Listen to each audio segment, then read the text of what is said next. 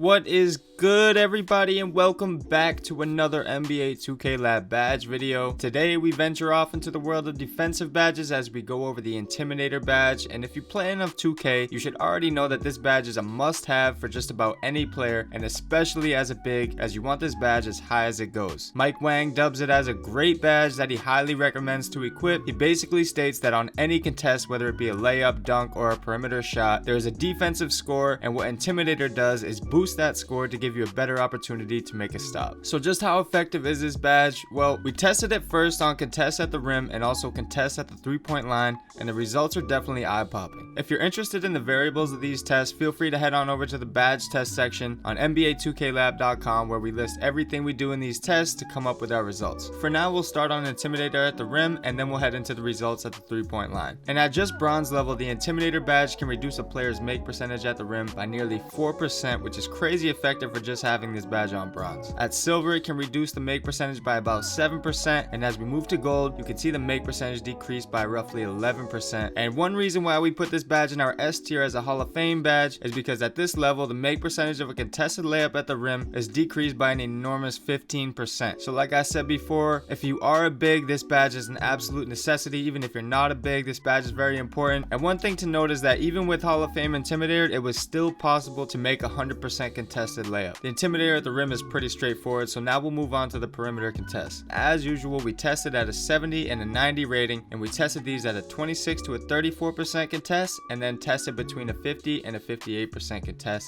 at each badge level. Now there's going to be a lot of numbers here, so try and stick with me. So at a 70 rating, when releasing right at the edge of the green window with no Intimidator badge, with a 26 to 34% contest, we see a 27% green and a 37% make percentage just off rip, just basic. And the same scenario with Hall of Fame Intimidator, we see these numbers dip to 13% green and a 33% make, so it definitely reduces the chance of a green and slightly reduces the chance of a make in this scenario. In the same scenario but with a perfect center window release, these percentages aren't as drastic but still very effective, as the green percentage is reduced by 9% on Hall of Fame to about a total of 30%, and the make percentage on this type of shot is reduced by almost 6% on Hall of Fame. At a 50 to 58% contest with a center window release, the make percentage with no badge sits at a 3.4%, so it's basically almost impossible to make a shot in this situation regardless, so we'll move on to a 93-point rating. Before we break down the numbers at this rating, an important thing to keep note is that having this badge at higher levels allows for contests to be felt at longer distances. So as you can see by the image, Hall of Fame Intimidator badge can realistically affect a shot by registering a contest at the free throw line. Now at a 93-point rating with a contest of 26 to 34%, it doesn't seem there was much of an effect on releases at the edge of the green window, as the numbers stayed roughly the same, but what it did affect was the center window releases, where just like at a 70 rating, the green percentage was reduced by 10% to a total of 27% with Hall of Fame, and the make percentage was reduced by about 6% to a total of 39% on these shots. 50 to 58% contests with a center window release at this rating